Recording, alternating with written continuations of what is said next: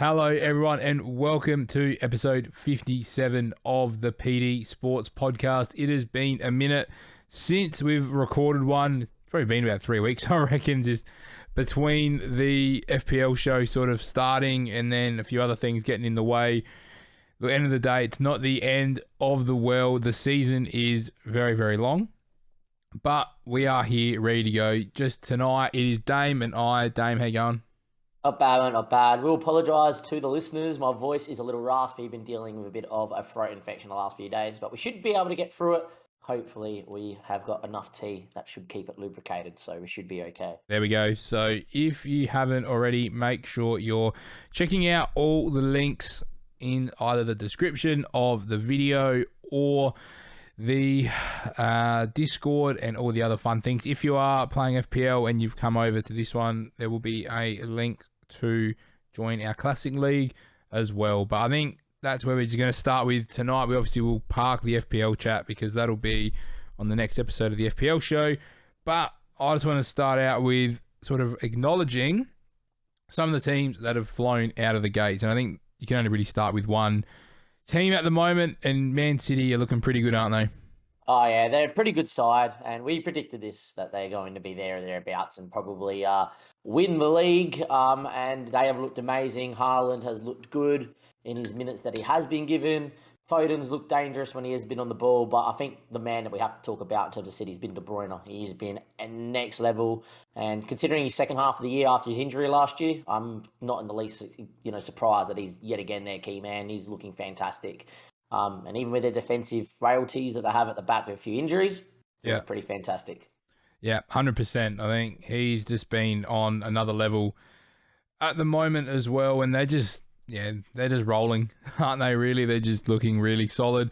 The first game against West Ham just really controlled it quite well, which was super impressive, to be fair. 2-0, Haaland double. What was interesting was that he was on penalties, but obviously even against Bournemouth, who, to be fair, only conceded, 4. We all sort of said, 3s and 4s are on the card, but I thought, City just did what they needed to do. First half were quite dominant.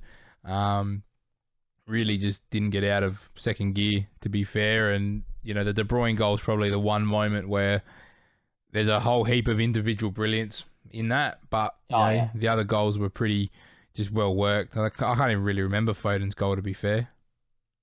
Oh, it was one that the keeper should have probably went over in between his legs and looped up and went in. Oh, yeah. But, one-on-one that he should have cut one earlier in the half, which would have been nice for all the fantasy talk. But, look, it was one of those things that just, is what is. And in terms of City, they look fantastic. And they're getting scrappy goals, they're getting own goals, and they're getting world-class goals. They're going to be very hard to stop all year long. Yeah, 100%. And I think for them as well, it's going to be interesting when rotation sort of impacts their squad a little bit. With Champions League, because that's going to make a significant dent, I think, or as Liverpool supporters, hopefully makes a big dent in their push for the title, because right now they're rolling, they're pretty healthy, unlike Liverpool, and, they've got a 4-point gap currently, and if that gets any bigger, then there might be some difficult conversations to be had. But I think City-wise, I don't think there's heaps to comment on. They look the same, really. They just look like they've completely continued their momentum, which was funny because, in the Charity Shield, people thought they were a bit off the pace. So for the way they've responded, they've actually done quite well. Yeah, I believe so too. I think they've responded superbly well. All right, so that's sort of where I reckon Man City are at. The next two, I feel like there's a little bit more to discuss. Has any other team caught your eye that I haven't already outlined on there? In terms of who's coming out the gates we're about to speak about, I think you've got the teams kind of nailed. One of the teams that you've got in the other section we're going to say, which is the surprising good section, I think have come flying out the gates, even though they haven't got the points on the board. But we'll talk about that's why I put them there too, for that exact reason. Yeah, so because I'm really impressed with one of those sides. But let's just go in order. So next on that list is Arsenal. And it has to be said that even in match day 1, I know Gabriel Jesus did not get a goal or an assist he looked hands down their best player. So there was no shock that he was involved in all 4 goals Yeah. for them. Leicester, they look amazing going forward. There was talks that they need another winger at the club. They definitely don't, because Martinelli needs to play week in, week out, because he's just so well class at the minute. And they look defensively solid. And think of the names that are missing. You know, you got Tierney, you got Tomiyasu. You got Takumi on the other He got his side. first game of minutes in this week, but really Yeah, underdone. and Then if you're moving Zinchenko in the middle of the park, Xhaka probably makes way. You got Tierney on the left, and you get Tomiyasu there on the right hand side. You know, Gabriel, and probably at the moment with Saliba's form, you're probably taking out Mr. Ben White, who is a fantastic centre back for him. yeah, Then you've got all of a sudden depth in defence, which is one of the areas we said that they needed last year. And they've got, you know, Xhaka's their backup centre defensive mid in that role with a few others. COVID, those points that we talked about many a time last year has been covered. So I actually think Arsenal have flown out the gates, looked amazing, and and they could capitalise be up on a there good for the run. top 4. Yeah, they could Yeah. be definitely up there for the top 4 for sure. Yeah, again, the thing that probably hurts them this year is there is European football. I think there's still a significant gap from their best to their bench as well. Yep. So when they're looking at the bench, there's probably one option in each line except for up front. I'd say at the moment that is an option. The only sort of rotationary way I could see them playing around up front is if Martinelli can stay fit and maybe give Jesus a break in some lesser games up front. But other than that, there is Eddie Nketiah, but Yeah, which I think he'll be used. I kind of feel for him. Like, they've given him a big contract extension. They've given him the 14 and they've signed Jesus, and he's just, you know, he said he wanted to leave. So it wouldn't surprise me if he's quite annoyed at the moment, to be perfectly honest, because it looked like they were backing him, and then they found Jesus, who on the weekend managed to get 4 contributions and isn't going to lose that spot anytime soon. And even against Crystal Palace, he'd looked really solid. So, look, Arsenal, we've been talking about certain things that they've needed for a while, and if Zinchenko's the midfielder they think that he could be, then they may have solved a big issue there with Thomas Partey. Potentially could be Zinchenko Partey rotating through that role, and then it's Xhaka and El Neni maybe, or Sambi Lakonga. So there's 5 relatively solid options, with Charlie Patino going out on loan. I think he's gone to Blackpool this season, I believe. So that'll be good for his development. But look, end of the day, Arsenal get a really good run of games. And for me, they just needed to capitalise on it.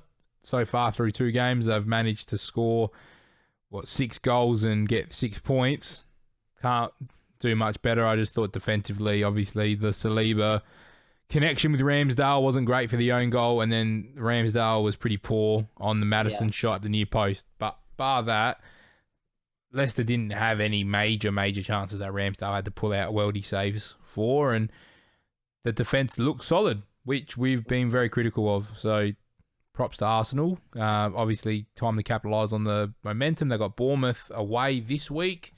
You'd expect goals again. Saka hasn't really got amongst it yet, so it wouldn't surprise me, law of averages, that Saka gets involved and Martinelli maybe has a quieter week.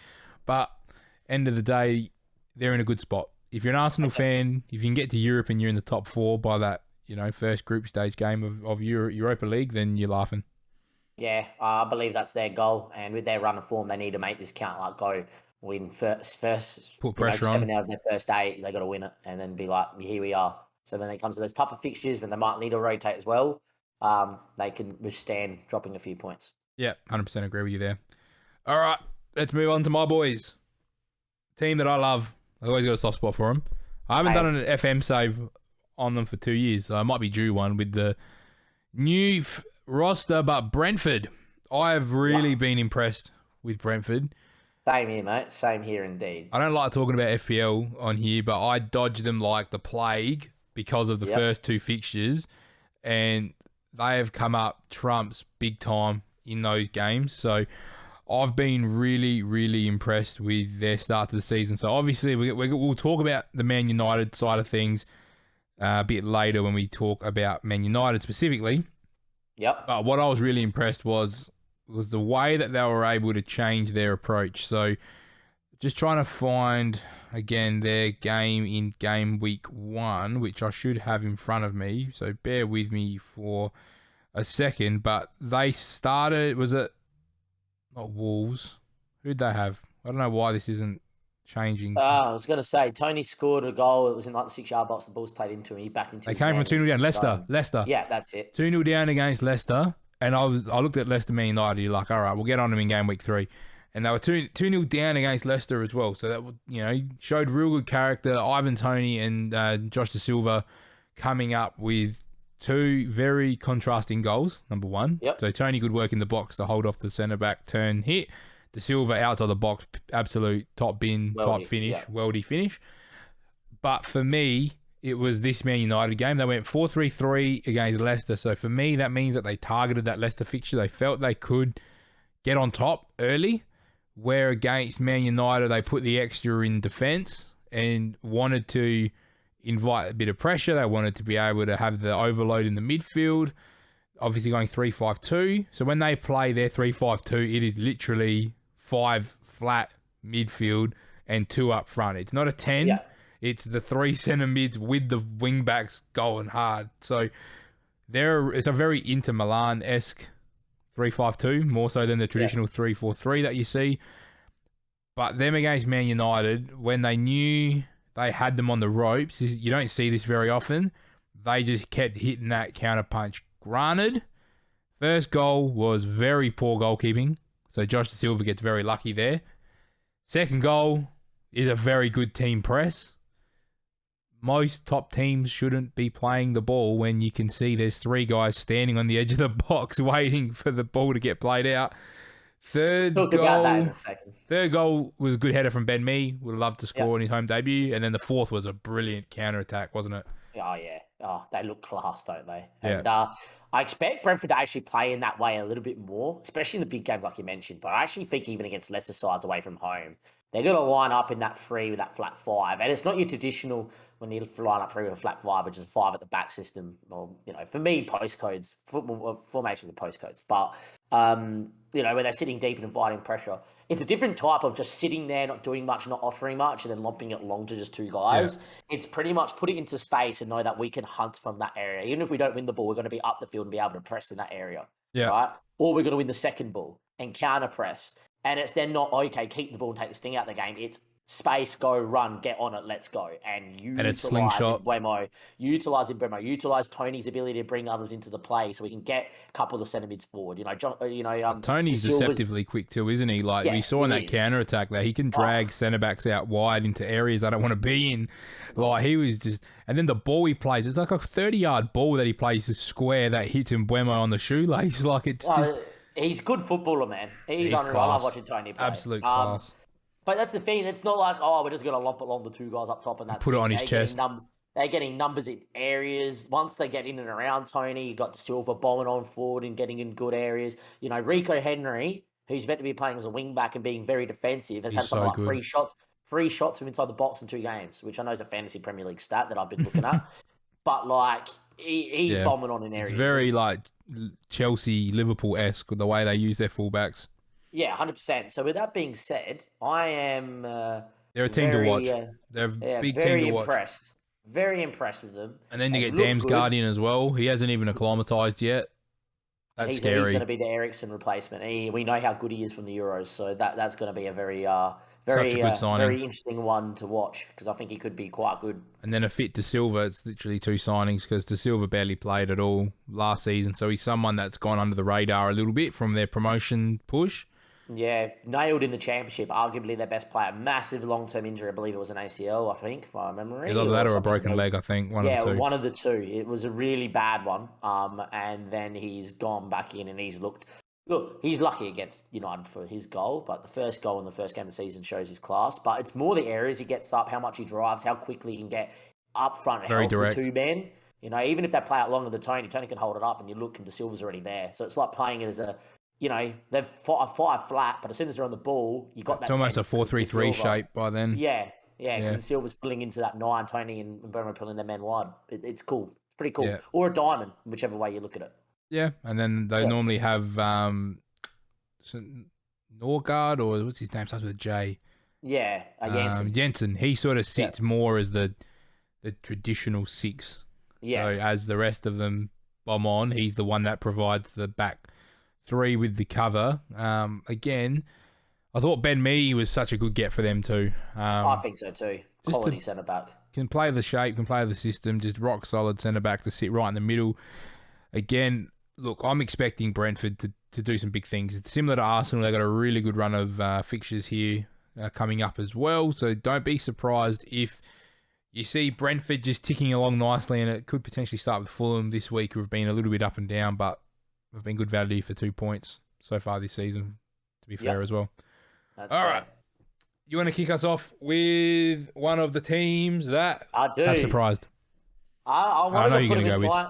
I know. I wanted to put him in flying out the gates. I know why you haven't, because it is Brighton, and I want to speak about Brighton because they look amazing. And I understand we haven't because Nick Pope's kind of foiled them 3 points. Because without Nick Pope for Newcastle, Brighton have got 2 wins from 2 games. Yeah. The masterclass that Graham Potter put out against United on the opening match day was second to none. Welbeck's fit and firing, getting in great areas. Pascal Gross has now moved into this 10. Yeah, Trossard's playing. left Trossard's wing now back playing. role. Yeah, but it's a creative inverted left wing role where he's being told to either. Like Cancelo. Yeah, it's either stay wide to provide us width, but when you can, look to come inside, look to influence the game, look to create overloads in the middle of the park. So he's very and it's unique, like- isn't he? Because he's Yeah. good. He's someone who can go either. He's very Kun-Min Son-esque Yeah, without both-footed. the killer instinct, but he can use his left foot just almost as well as his right. And it's more importantly, this is like the progression of Potter over the years. You know, he's built a system, he's installed his mentality, he's then implemented a style of football over the last couple of years. On top of that, got your right keeper in Sanchez, you got Matt Ryan out, which I think Ryan could play the role, but, you know, this is an Aussie podcast, so here we are. Then on top of that, though, he's got players that he believes in into the squad that he will do that role. And now this is the last, version piece of it. Now he's getting people in areas that he's going to be able to do a little bit extra, like the inverted wing-back role, or getting an extra midfielder now into the box. And they have looked really good. They've got Salcido in there in the middle, who is their Basuma replacement. He's young, he's quick, he's nippy, he wins the ball back. He's someone that Man United need, right? And Brighton have gone and it just shows how good the club is. They got him in 6 months earlier too. That's the thing. It's very Liverpool-esque the way that they've targeted that. Yeah, and it's how they're scouting, how the club's set up, how Potter can see it and knows what he wants. And I think it's a very exciting time. I understand why we haven't put him in coming flying out the greats, but geez, they've been surprisingly good. They were great against United and really should have taken 3 points off Newcastle. And to be fair, they're in a position where they can kind of use some of their quality. Like I'm just looking at the Newcastle game here and what they did. They only used 3 subs, which is interesting. But Mwepu came in for the Lana, so that McAllister bloke started deeper. So I'm assuming Mwepu came in, McAllister went a little bit further forward to support Gross and Welbeck. Trossard came off, and so did Solly March, and they just replaced the 2 fullbacks with a guy called Mitoma, who I don't really know, who's apparently a midfielder, but I'm sure he must have played out as a wing back, or maybe Veltman might have played on one of them. But and then Lamptey's still getting back into fitness. They've still got Denis Undav, who we've spoken about already, is someone who's scored goals in the Belgian league, who's ready to go. But obviously, they have Danny Welbeck keeping him out with his form. Yeah. But it also looks like Morpay's on the way out. So between Welbeck and Undav, I think there's goals there. If Gross is going to keep playing further up the pitch, he's proven before that he can score in the league and be a good creative player. Same with Adam Lallana, but again, fitness for Lallana. But then I think defensively, like with Dunk, Webster, Veltman, they're just proven. They're proven. They're a proven defensively solid team that I find it very hard to see them not being around the mid-table, to be fair, like at a minimum. Yeah, I agree with you. I think they're going to be fantastic. I think they're going to get a lot of points off a lot of clubs. Make it hard for a lot of teams. Yeah, teams are not going to enjoy playing against Brighton, I don't think. Home or away, because they play the same way. Yeah. And they're not scared to go at it. Like, if there's going to be teams that are going to be there, and they're going to be like, we need an early goal, and you don't get it. Us, Spurs, the only team you think that would beat them, no matter even they get an early goal or not, is probably City, because it's City, right? But, even us, Spurs, Chelsea, if you don't get an early goal, and they can play their way, then they're going to be hard to break down. They've got a pretty good keeper in net too. So, yeah, I think Brighton's in a really good spot. And I see them finishing top half and maybe pushing to that bottom end of European competition. Yep, same. And they're just at a point now where they've kept the core together long enough, which always helps. So we'll move on from Brighton because I want to talk about Leeds because this could be a very different discussion if they didn't throw it away this week. Yeah, and I agree with that. Because I thought against Wolves, was it Wolves? Who did they have game at one? Did they have Wolves? I think they did. Did Wolves play? Yeah, they did because Podence scored and then Leeds went and ran over. Yeah, got the Bamford goal and the own goal. So, look, for me at the moment, Jack Harrison, not going to lie, Dom and I were kind of laughing at him in the preseason when he played Man United. Was it Man United? I don't know. I can't remember. There was a game that they played here in Australia. It was on TV. Oh, Crystal Palace. It was Crystal Palace. And he was playing left wing back. And Dom and I were like, what the hell is going on? And he was just he looked completely out of place. But going forward, he looked really good still. So we thought, all right, there's a bit of this there. But the fact that he's playing left wing back, maybe he's not nailed, yada, yada. Anyway.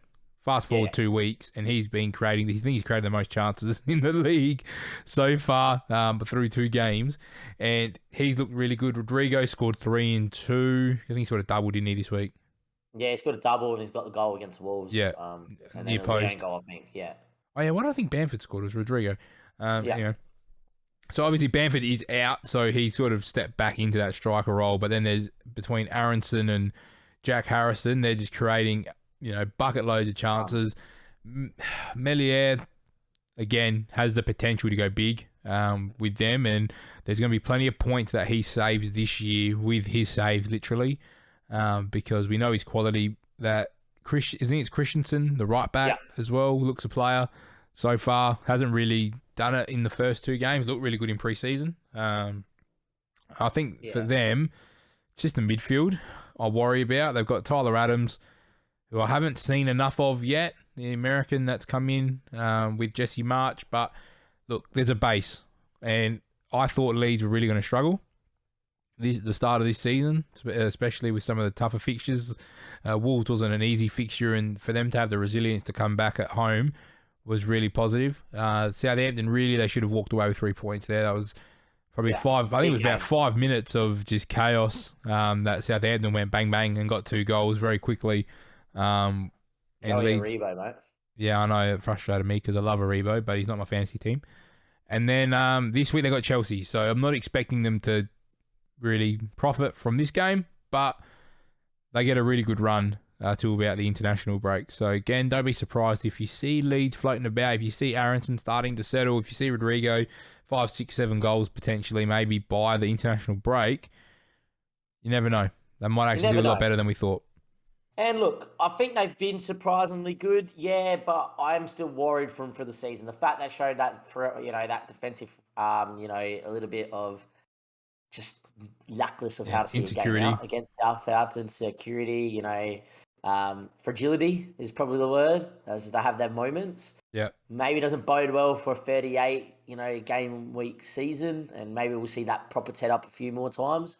I think, as much as they've been surprisingly good, I want to see more from Leeds before I go, okay, they're going to be all right this year. Because I still think there's definitely going to be times throughout the year we'll look at them and go, oh, that wasn't good for them. Because I just think they still could be got at, which I hope they stay up because I want Leeds to. Because they're part of the Prem, they're historic. Yeah, I have to say the same. So, one to watch because their games are going to be entertaining. That's what I've taken away. Yeah, I believe so. I believe in that too. And speaking of one to watches, Paul, and speaking of historic football clubs, let's move on to a third one, which is Forest, right? And game week 1. Of all historic football clubs, game week 1, we watched the Gold Rush first half together. Yeah, we did. I think there was a moment where someone ran through the middle of the park and about 8 of Forest guys Joe Linton run. Yeah, Joe Linton, and he probably should have scored. And we both turned to each other, and you said it to me. You literally said, if they defend like that, they're going down this year. Come to game week 2. They turned it around big time, didn't they? Neco Williams on every set piece, having pings from everywhere. Taiwo up top, who's a former Liverpool lad. Touch is dreadful. His touch is dreadful, but physically he brings so many people into games, and he's going to create havoc for anyone. He's a little bit of Mitrovic-esque, where Mitrovic's got a bit more class. He's just pure power, and he's going to be a handful. Even if he gets a touch right, he's going to be decent up top. And look at the signings they're getting. I think the surprisingly good thing about Forest is that they're going all in. They're just going, this is it. This is our one moment. Make it work. We want to stay up. Get as many players through the door. We've got quality. We're going to give Neco Williams a run. We're going to give everyone a run. We've got Henderson in net, who's a good keeper, who should be probably number one at Man United at the minute. Let's go and see if we stay up. And I think they've been surprisingly good for the fact that they're a historic club and they said, you know what, we're not here to pocket money. We're here to go and give it a shot. Yeah. If it does go wrong, we'll lose a lot of these guys. We will have wasted a fair amount of money, but... They get a lot of it back too through release clauses, you think. Payments, and the parachute payments, yeah.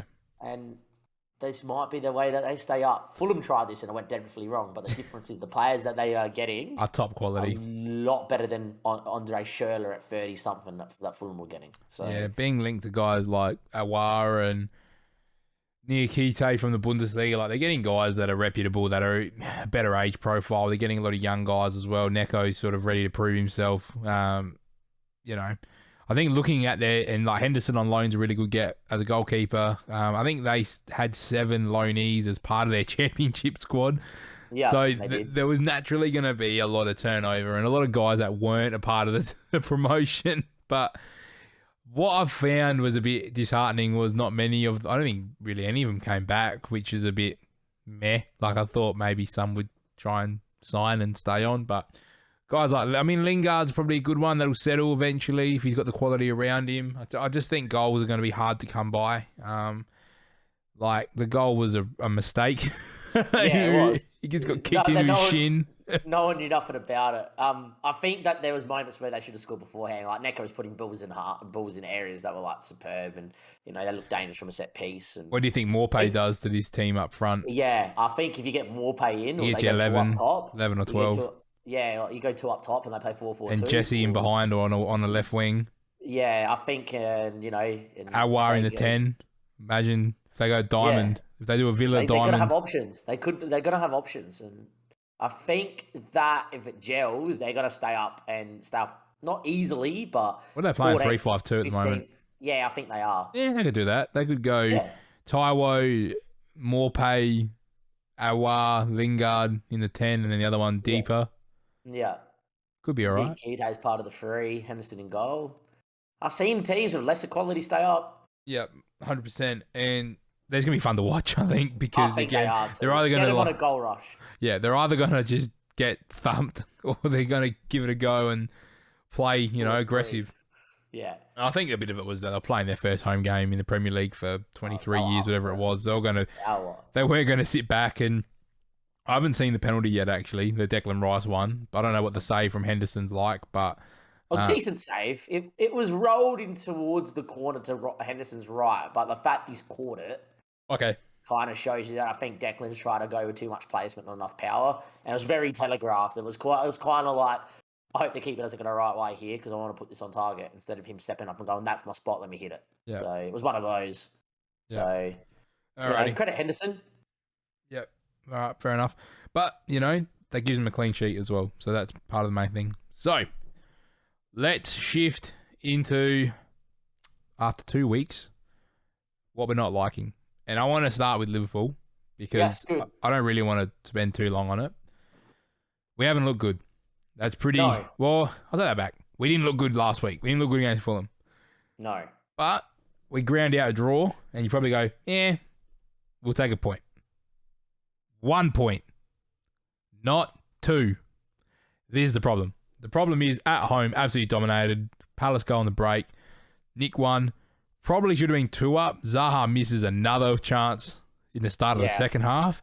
And I thought, shit, we're going to lose. The red card comes, and you're like, cool. That's going to be the game. And then my funny story, which I haven't told you yet, I was lazy, so I was watching it in bed on my phone.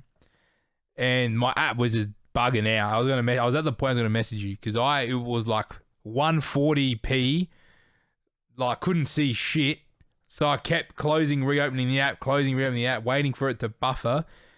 One of the times I restarted it, all I hear is yeah, and I couldn't see because of the pixels, and I was like, what the hell is going on? So I got to the point, I got out in the living room, put on the TV with the app because the app worked perfect. I was like, oh, I missed the goal live. I'm like, are you kidding me?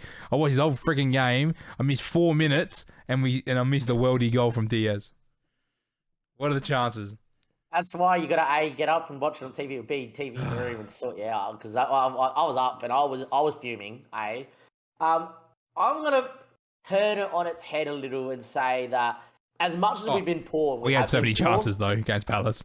Against So Palace on a many. different day, we're 3-0 up before Zaha scores on the break. Salah's on a header. different day, Salah's header, the cutback from Trent to Salah as well. Oh, yeah. Nunes at the back stick after the Trent ball, which he should volley home. And then there was one to make it 1-1 where half-time. I actually think, whoever's the chasing centre gets a touch on it. Gets an outrageous tackle on it. But on a different day, Nunes finishes. I want to speak about Nunes himself in a second, about the red card, about something that Liverpool do really well, and then about him himself, something I have a worry with him from what I've seen in 2 games. But back to Liverpool, against Fulham, we looked like horror. Now, I had a night game, so I didn't watch the first half. I re-watched the first half, even though I knew the result and saw the second half. Yeah, dreadful. Dreadful. Compared to the Community Shield, it looked like a team that's had a lackluster pre-season and is not really ready to go, which... You could say we were. Yeah. It was a rush pre-season. Under Klopp, and he's very physical, so I understand giving us a bit of a break, and it might be a little bit better longer term throughout the season, but it probably means that... We had so many fixtures that were congested, though. Like, I think we would have been better not. Like, after the Community Shield, all the other players played the day after, you know what I mean? Like, there's just... I don't know, I just feel like they're throwing games in there for the sake of it. And then even after Fulham, I think half the squad played against Villa in some 23s game where they played all the guys that hadn't played. Like, it's just like, that just tells you that the squad's not ready for me. That's what it screams. The fact that we're playing Premier League games and then everyone else that didn't play is playing the next day. I agree with you. We're not ready. I agree with you. Second thing I will say about that is that at least the football against Palace was better and it was a bit more quality. Yep. The fact that we've come back with 10 men to get a point is good. And, there was Cavallio could have won it too. Yeah, there was times Salah had 3 guys on him, hit a half-turn volley that nearly went in top bins. That's a whisker away. Cavallio nearly put one who looks like a decent player, into the side netting off a volley. They did miss a chance where they hit the post with Zaha, who really should have scored to win the game 2-1. But there was definitely some positives there. The main reason it's dreadful, it's 2 points. And I will ask this question now. The fact that City have started really well, is that title over? I kind of feel it could be because Haaland's going to be so good. I won't say it's over, but it's made it a lot harder. Last year, how many points were we? Like 11, 13, something like that. Yeah, we went down by 1. Yeah, so it's not over yet. City aren't going to win every single game. That's the thing. City are going to draw 2 games. But my biggest problem, they're going to match them.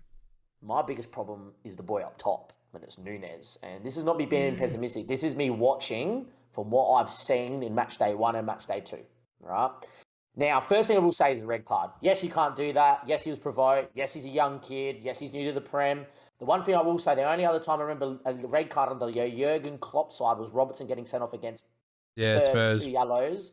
And realistically, Kane should have been off the park for the bad challenge that he lashes out at. Yeah. Not often that you see Liverpool, City, these top flight clubs that are at the top crescendo get reds. You associate Klopp with being aggression, but it's a controlled aggression to fuel the game so you can go full throttle and go at people, right? Yeah. In terms of with the press and with the ball, etc. It's not stupid aggression, which Nunes saw.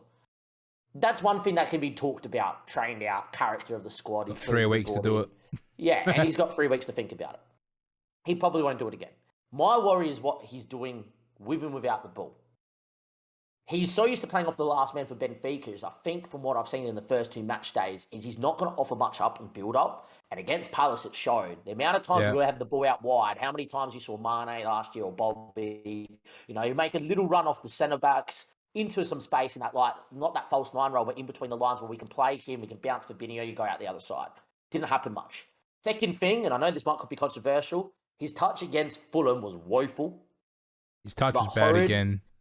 His touch against Palace let him down for the goal, which he hits the goal that he should have scored, but hits the post. His choice of finish is all wrong. It was a ball that was waist high that if he just goes and nods in for the Trent ball, it's a goal. He could take a touch. He's trying to play his instep volley on his right foot. He could even let it drift across and let him use his left foot. It may have been hypocritical, but for me, it's his touch. You play into him. He's only going to look for balls in behind Yeah. And, as much as that's one of our strengths, and we need it to whip balls into someone's head, which is great. At the same stage, we need you to help him build up. Maybe he learns that. But the one thing I don't like, and the one thing a lot of Benfica fans have been saying, and like YouTube comments, whatever, which you can't take it with a pinch of salt because it's YouTube, right? Is that apparently he's historically not had the best of touches. I think in the Premier So you know what you're buying. out. So for me, my big thing about Dreadfully is not Liverpool itself, which the 2 points aren't great. It's Núñez, and the fact that my unpopular statement in this podcast is Núñez is not going to be a good enough player for Liverpool Football Club over the next few years, and he may find himself on the peripheral. So I reckon Yoda will come back in up top. My thing is we need to adapt to him. The stat that I'm going to throw to you is Erling Haaland in 73 minutes had 8 touches on the ball against Bournemouth. Yeah. I will say that's because Bournemouth set up so deep and kind of like shielded him. He doesn't get involved in the build-up either. And City's a team who you can't, Foden's played up front, De Bruyne's played up front, Bernardo's played up front. They're changing, like De Bruyne's passing has changed. So they've adapted quicker to Haaland than we've adapted to Núñez. I think there will come a point where we will learn about what Núñez's strengths are and whatever, but I think for the way we play, we need a 9 that presents at feet. And maybe it's time for us to change because we've won one major title playing the way we've played. Which is fair, and I think that's why we've done it. But I will say Haaland does get involved. Like the one moment he presents, it's a goal for City. He takes 2 guys, bodies. Yeah, he's more clinical. I'll give him that. I'll give him that he's more clinical. But Haaland's the best player. 8 touches in 73 minutes though as well. So it's not showing that the striker needs to be overly involved. If the rest of the structure, like their midfield's a lot better than ours. Yeah, our midfield don't get involved too. So when you've got a striker and 3 midfielders that can't do anything, then you're dead. You know what I mean? But when Gundogan, De Bruyne, Rodri are way more involved than our midfielders are, that's the problem. And I think that's also the case that Haaland drags players out of position because it's Haaland, and hopefully Núñez can do that for us. If that's the case, that's okay. But I think that's where you miss Bobby and why Bobby started against Fulham. It just didn't work because he's going to drag opposition. Well, Darwin wouldn't have started. Darwin wouldn't have started if Jota or Firmino were fit. I don't think so either. I think it's he's not ready. His players, yeah. Like I was expecting Núñez not really to get a start first 7 game weeks. Same. I said that too. To the international break. Yeah, because Robertson's. Look what Robertson did, and look what we've done with plenty of signings. Look at Harvey Elliott. He's been getting game time. If he didn't get injured, he would have been nailed, and I reckon he's nailed now in the midfield. But he was bedded in. I think that Núñez needs to be bedded in. Kanate was. It's maybe not a bad thing that he's been sent off. I don't like the manner of it. I like the aggression, but he needs to control it. Better than him kicking someone, though, I feel like. Yeah, that's true. I just think that he needs a lot of time to bed in. Will he flop? I think there's potential because for what I've seen, just because I don't think the quality's there and he's touched. But he's also young. We need to give him game time. I think he's just dynamic enough, though. Like, he's just so, he's raw and he's quick and... I don't know. Train him. I think the physical side of things is harder to get than the technical. So I'd like to think that if he can get the technical and the mental side right, then he's got the physical stature and ability to make it work. He suits what we need. We've been screaming out for a bigger striker. Yeah. And maybe it's an option for us to tweak the way we play, and that's what I think it's going to be. So lots to unfold. We've got Man United this week, and I think it's a good segue into what the hell has been happening there with Erik ten Hag, because this is a 6-pointer, really. They're on the bottom. We've got 2 points. The loser of this game is in some serious trouble, to be honest. Yeah. And I don't see a world where Salah doesn't turn up and just go, nah, time to stop playing. I'm scoring a hattie. I see a world where Man United beat us for their first 3 points. They're going to score their first couple of goals. I see a world where this ends in the most scrappiest 2-1. No way. 1-0. I think this game's going to be one of those where it lacks quality. I am really worried. I said it to you before we played Palace. If we beat Palace at Anfield, we're going to pump them 5-6-7-0. If we don't win, I think that's the first time we've gone off to this worse of a start. And it's going to remind you of a year where Klopp had at Dortmund where they finished 14th. And, there was a year that I think he left or whatever. So... I think this could be the biggest game of the season for us, because if we don't win it, we're in a world of hurt, and I think we're in for a really poor year. I've just seen nothing from United though, at all. Yeah, but this is the game where Rashford turns up. They have looked absolutely dreadful. There's no cohesion with the way they're playing. Yeah, we definitely need the first goal. You can't if you concede the first goal, then it's going to be 2 banks of 4. Or 4 and a 5 and a 5 and a 4, and they're going to make life hard. Because if Ten Hag didn't learn the lesson against Brentford about that he needs to change the way he's playing, then he's got to learn it here. Because if he tries to play that same play out from the back system with these players that they've got against us, we'll kill them. We'll absolutely kill them. There's no way, because they will offer us way too much space and too much respect to the point where we'll just take the mick out of them until they have to start coming at us, and then we'll get worse. Like last year, we beat them, 4, 5? I can't remember now. Yeah, my only worry is in pre-season, not pre-season, we used like 30-something players. This is the first time Ten Hag's going to play against a side that's going to play out on the back against him. They can press. You know, he said it against Brighton that he's like, they lined up, they played different than what we thought, right? So we weren't able to press. Against Brentford went direct. We can go direct, but we like playing through Allison out through the back and, you know, build up and whatever. I haven't got the players to press anyway. I think this is the first time. I think this is the first time that United may rock up and actually put in a good shift, and that's what worries me because I'm waiting for the reaction to happen. Is the players good enough for United? I don't think so. Do I think United are going to have a really poor year finish outside of Europe? Yes. But at the same stage, I think this is the right time that United take a game to Liverpool. If there's ever a time that you rock up against Liverpool, this is the time to do it. If they got any sort of respect for themselves as a football club in terms of the players, for what they're trying to do, this is the start of them starting to rebuild this week coming. I just think there's too much changing at the moment. Like there's just change in every line for them, and that's part of the problem. We'll win. But when you're talking about them needing to press us, Ronaldo's not going to press us. Bruno's not going to press us. Fred's not going to press us. Eriksen's not. That's your spine. Yeah, but I think he might throw a spanner in the works and go like Rashford. He might not play Ronaldo. He should be playing Rashford, Sancho, and then maybe and go Rashford through the middle. I think he's going to go Rashford through the middle with Sancho and Alunga, and he's going to go pace up top and you press and you work and get us to a point where we can. I still don't think their midfield's good enough though. If this game's tied, 70th minute, they bring in Ronaldo on with 3 other fresh players, they'll nab it. And that's what worries me. Do I think that's going to happen? There's a possibility. And for everyone that's telling me, Liverpool rock up and go, I'll be like, hey, if we were going to rock up and go, we would have beaten Fulham, we would have beaten Palace playing poorly. We didn't. I think going away helps us, though. Going to Old Trafford's going to help us. Because if we get the first goal, their crowd is going to go. Even if the first 15 minutes don't go the way they want it, they're going to go. And that's the thing. If we just dominate the first 15 minutes, that atmosphere is going to turn very quickly, and that's only going to help us. So I agree. I just think there's just not any bit of cohesion in the way United play. The minute they've conceded a goal or the pressure's gone, they've completely reverted back to just a team of individuals. They've had periods where it's looked okay, and then the pressure's come on, and they've panicked, and they've gone straight back to how they've played last year.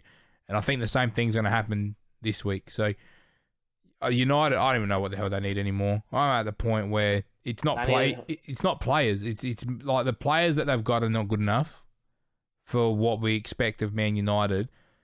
But you got to work with what you've got. There's no number. Again, there's not a number 6. Fred is not a 6. Fred's an 8. Eriksen's a 10. He's not even an 8. And they're playing them as 2 holding midfielders in a pivot. It just makes no sense to me. Like even Donny van de Beek is not a 6. McTominay's not a 6. They do not have one number 6 in that club, and they're looking at Rabiot, which I think the deal's off anyway. Yeah, Rabiot came out and said no. But again, he's an 8, so they're still not a number 6 at all in the club. Like, how are you going to expect to win with teams that play 3 in midfield without a defensive midfield, but then your centre-backs, their number 6 needs to be the little man that's called the Pitbull for a reason. Yeah. Who's playing at centre-back, and Varane's on the bench. Like, how dumb is he? Like, if you have to wear Maguire, cool. I got no issue playing Harry Maguire. Play him with Varane, because what you lose, they are a perfect combination. Maguire's slow and can play on the ball. Varane's quick and he can't pass. It works well. Like, he's genuinely going to work well. Push Martinez further align. There's your shape. He played 4-3-3 at Ajax. Why is he not doing it? He's got the 6 and he's playing him at centre-back. It makes no sense. My only thing would be is that Varane's not fit. Oh, he'd have to not be fit, but surely Lindelof. I think Martinez will play in the 6 because he's not. Lindelof's on the bench. I know I don't like saying that he's too small to play. Or can McTominay play centre-back just to get the job done? Because he does it for Scotland. Yeah. You know what? It's a weird place, United, and I think what they need to get changed is they need the ownership to change to get some new life into the football club, and the fan base needs to stop getting off their back. I'm going to ask you a question, Paul, because I've got my answer. Are United closer to being relegated this year than they are to finishing in Europe, or are they closer to finishing in Europe than are to being relegated? Closer to Europe, but not much.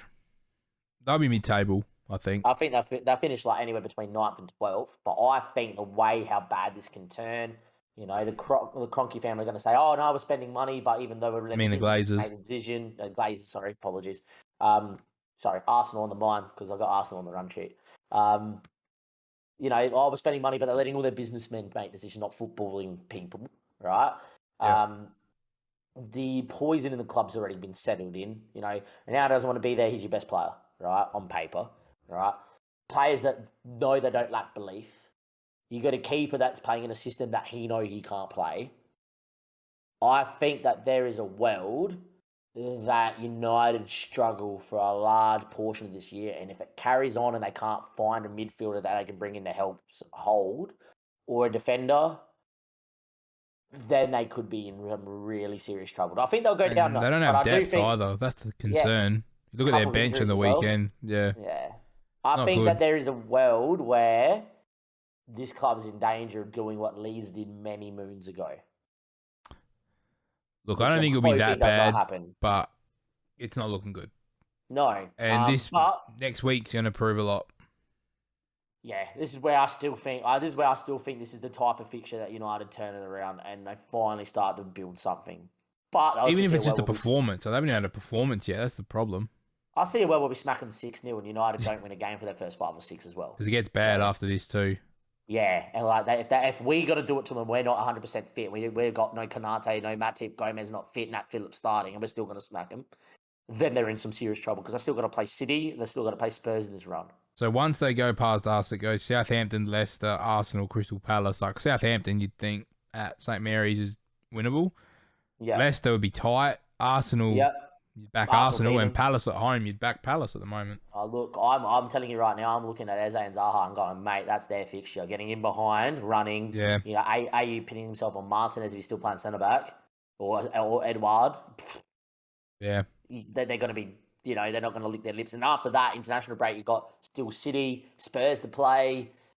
Chelsea are going to look at them and go, oh, yeah, we'll probably have a bit of you as well. Yeah. And then all of a sudden you're looking at United going, geez, where's Newcastle? Yeah. They're going to be good. All right. We'll park it on United. One other team I just want to touch on is West Ham. 2-0 against City, not the end of the world. A lot of teams get done a lot worse than that. But them against Forest, probably a bit unlucky to not get something out of it as well. Plenty of chances, but look, I just want to throw them in there because they're a big team that's floating towards the bottom-ish. So I just thought we'd mention it as a bit of a danger, but they'll be fine. I think they will be too. They got a hard run, though. They got Chelsea and Spurs back-to-back 6 and 7. So yeah. I think for them, it's the sort of thing that the only thing that worries me is they haven't looked like their goal-scoring selves of last year yet. But you also got a couple of new players in there. You got Skamaka in there. Hasn't really kicked on yet. Yeah, that's going to take some time to bed in. And I think after the international break, you'll see West Ham start turning good again. Yep. Anyway, all right, let's move on to some questions as I sort myself out. First one. Has United got it wrong with their manager from Dim? I'm going to say no, but there's a lot of work to be done. I'm going to say no, but you have to let Ten Hag have a couple of years to clean this out. Like even 2 years. Look what Arteta's had. He's had 3. Yeah. Like let Ten Hag 2 years of finishing 10th, 11th, 12th, 13th, 14th, whatever it is. Look at Sir Alex when he first started, man. He nearly got relegated and got sacked. Yeah. Just that club needs to overhaul. You see that starting 11 that was on the weekend, the starting 11 that's about to play against Liverpool. Out of that starting 11, only 2 players from that starting 11 should be at that football club in 2 years' time. One being Martinez, and the other one's probably De Gea because he's probably good enough as a keeper to still be there. The rest of them should be on their way out. De Gea needs to be out. Maybe De Gea needs to go. De Gea needs to go. Big time. He's done. I think he's done too, don't worry. They need to keep that can play with their feet. Go get a Brazilian lad that is the first choice. Yeah, just go get a Brazilian lad that's first choice to Edison and Alisson that can play with his feet. Do it. Yeah. But they need to give him time. If United do what they historically do, which is they go sack a manager when it turns pear-shaped, this shows you how good Mourinho was for them because far out, he turned his rabble into finishing second. So did Ollie. Ollie, I don't think was as good as Ollie got them second.